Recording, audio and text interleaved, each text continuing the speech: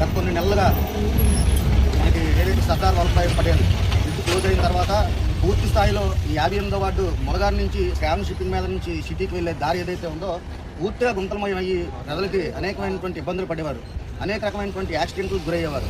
ఈ విషయాన్ని పశ్చిమ నియోజకవర్గ శాసనసభ్యులు ఆంధ్రప్రదేశ్ ప్రభుత్వ చంద్రబాబు గారి దృష్టికి తీసుకెళ్లిన వెంటనే పోర్టు యాజమాన్యం వారితో మాట్లాడి త్వరతగతిన ఈ రోడ్డు ఏదైతే ఉందో దీన్ని పూర్తి చేయాలనేటువంటి ఒక ఆదేశాలు మరి పోర్టు యాజమాన్యం వారికి అవడం జరిగింది. అలాగే పోర్టు యాజమాన్యం వారు కూడా తక్షణమే స్పందించి ఈ రోడ్డు మరమ్మతులకు ఏదైతే కావాలో అన్ని వసతులు కూడా కల్పించినప్పటికీ మేము కొబ్బరికాయ కొట్టి చాలా రోజులు అవుతున్నప్పటికీ అనేకమైనటువంటి కారణాల వల్ల ఈ రోడ్డు వంటి ప్రజలే కాకుండా గాజువాక నుంచి వచ్చేవాళ్ళు, అలాగే ఏదైతే కాన్వెంట్ నుంచి వచ్చేవాళ్ళు వాళ్ళందరికీ కూడా ఇది సులభమైన మార్గం, అంటే తక్కువ ప్రయాణంతో వచ్చే మార్గం కనుక ఎక్కువగా ఈ రోడ్డునే ఉపయోగించుకుంటుంటారు.